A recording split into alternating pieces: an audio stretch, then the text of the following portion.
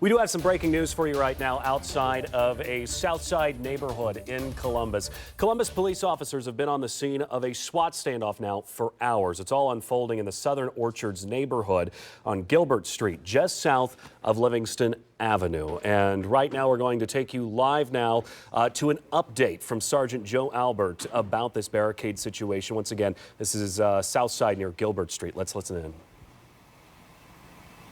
Sergeant Albert, this scene has been active for hours. Kind of tell us what happened here today. Yeah, so at 2:35 this afternoon, we received a 911 call on a domestic violence incident here in the 800 block of Gilbert. The caller said that their brother choked them. Officers were arriving on scene while they are en route to scene. Another 911 call came in saying that the brother shot the sister. Officers immediately arrived on scene, entered the residence to look for the victim, not knowing that the victim was transported by a family member to an area hospital. Officers encountered the suspect who was upstairs in the residence, but the suspect refused to come downstairs to the officers. A short time later, the suspect fired multiple shots at our officers, and at least one officer returned fire. At that time, SWAT and hostage negotiators were requested to respond to the scene. At 3:30 p.m., before SWAT was able to arrive, the officers who took the shots fired upon them, were able to talk that individual downstairs and took that individual into custody at 3:30 p.m. That individual is 19 years. He's been identified as 19-year-old Nathan Thorne. He will be charged with at least one count of felonious assault out of this incident. More charges may follow, but as of right now, that's kind of where we are. The female victim, who was at the hospital, underwent surgery and is currently listed in stable condition.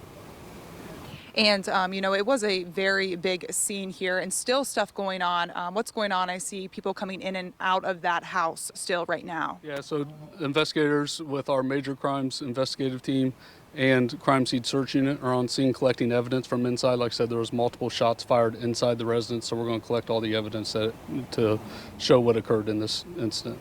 When the officer and suspect fired shots at each other, was anyone hit during that time? The suspect was not injured. We did have one officer sustain a very minor injury. They were taken to an area hospital and have since been released. Can you talk about why this scene is so big? I mean, multiple streets are blocked off. There was multiple streets blocked off for hours, some yards blocked off. Did it happen inside and outside of the home? Yeah, it all happened inside the residence, but at the time, officers were fired upon inside the residence, and we had officers basically stuck inside the residence with an active shooter upstairs. Those patrol officers did a phenomenal job. They were taking shots and were able to talk that individual into surrendering to them downstairs. Those patrol officers did a great job. Last question. I know today was the Ohio State game. You had a lot of resources pulled in this direction. Was that any concern with, having that many people at campus as well? No, this shows that we have officers to support anything that occurs on campus or anything off campus in the surrounding area for major events. We have enough officers to support those events and still respond to these scenes. All right. Thank you, Sergeant Albert. Thanks for the update. Absolutely.